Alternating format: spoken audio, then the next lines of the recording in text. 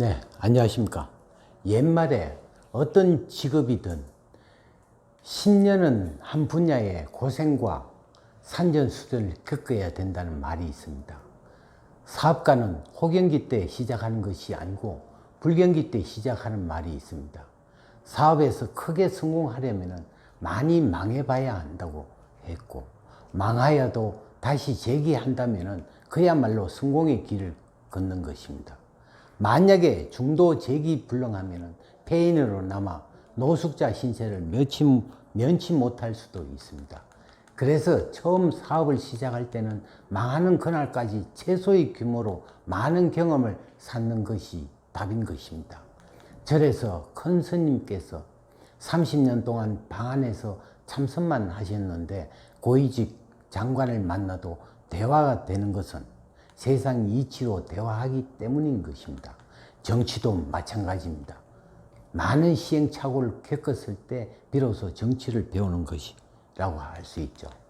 이와 같이 경험 없는 윤석열 정부에게 정치를 완전히 배울 때까지는 기대 말고 불경기 속에 5년 연속 지속되므로 자체적으로 해결하는 방법을 찾기를 바라겠습니다.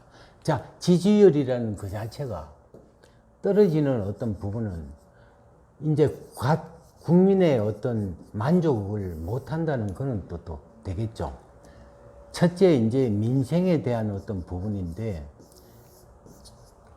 일단 돈이 많이 벌리고 돈 새는 어떤 그날이 온다면은 국민은 정치에 관심이 전혀 없죠. 먹고 쓰고 놀고 하는 어떤 부분에서.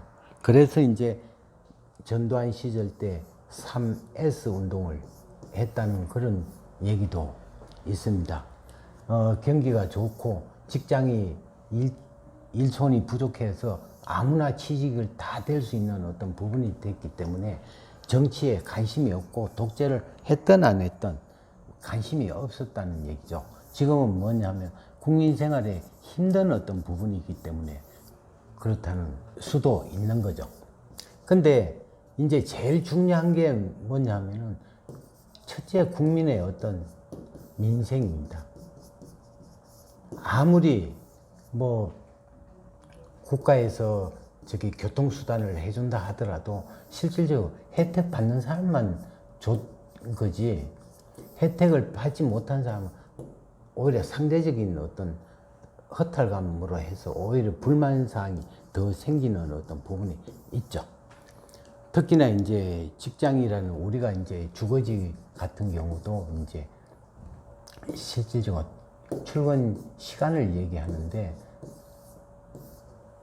이제 가까우면 가까울수록 좋은 어떤 부분이지만 직장을 이제 분산을 시킨다든가 또 직장을 이제 서울 도심지에 있던 거를 이제 뭐 수도권으로 바꾼다든가 이렇게 했을 때는 오히려 더 살기가 더 좋지 않나 하는 얘기죠. 앞으로 이제 가면 갈수록 이제 민생은 더 힘들어지니까 지지율은 저 낙후될 수밖에 없는 어떤 입장에서 경험이 많은 어떤 지도자라면은 이 타개할 것이고, 경험이 없으면은 계속 이제 고통은 국민한테로 돌아갈 수밖에 없습니다. 그래서 이제 우리는 국가의 어떤 지도자를 믿지 말고 내 가정은 내가 지키고 내 경제는 내가 해결하는 수밖에 없는 것입니다. 예, 감사합니다.